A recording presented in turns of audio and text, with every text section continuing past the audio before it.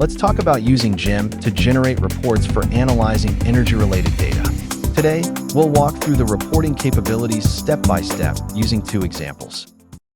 To get started, click on the Analyze an Area or Corridor button in the left panel. First, click on the drop-down menu under Choose a Report and select the report topic. Next, define the area or corridor you'd like to analyze.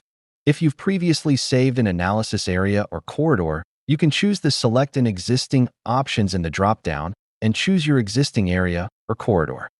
Here we'll draw a new analysis area. Choose Draw a New Area from the drop-down.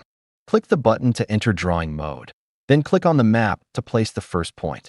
Continue clicking to add more points and outline the shape of your area. Double-click to place the final point and complete the drawing. Click Done when your drawing is complete. In the left-hand panel, you can name your analysis area for later use. You can also choose the color for the area. Click the Edit Analysis Area button if you need to make further changes. Click and drag any point to refine the shape of your area. While hovering on the edge of the area, you can click and drag to add points. If you want to start over, click the Clear button to reset your drawing. Once your area is defined, you can set an optional buffer. We'll skip it here, but use it in our next example.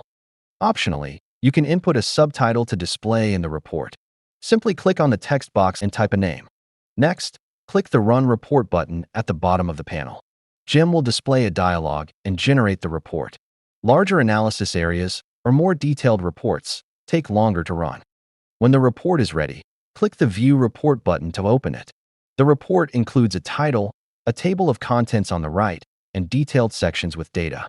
You can click on any item in the table of contents to jump to that section. Be sure to save or print the report before closing the window, as the report won't be accessible afterward. Each section of the report corresponds to layers in the GEM catalog, and clicking the source link beneath each table will reveal its associated metadata. If you'd like to change the report or run another report with the same settings, return to the Report dialog and click Edit Report. Now, let's generate a protected areas report to identify any potential concerns along a hypothetical corridor. This can be used to screen for potential concerns early in the planning process. First, choose Protected Areas from the Report dropdown. Select Draw a New Corridor and click the Draw Corridor button. Similar to drawing an area, click to place the first point, then click additional points to define the path. Double-click to finish the corridor. Click Done. The default corridor width is 250 feet. When you change this value, the drawing updates to approximate the new width.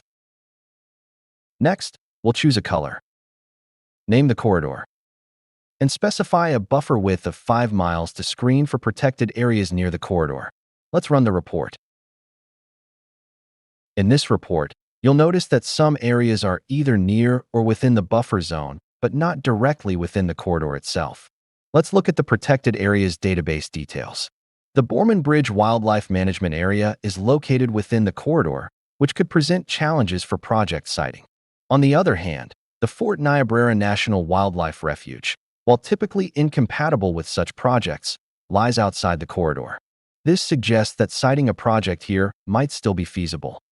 It may be helpful to add the relevant layers to the map to see the features in the report. GEM's reporting features are a powerful way to explore energy data and make informed decisions. Thanks for watching.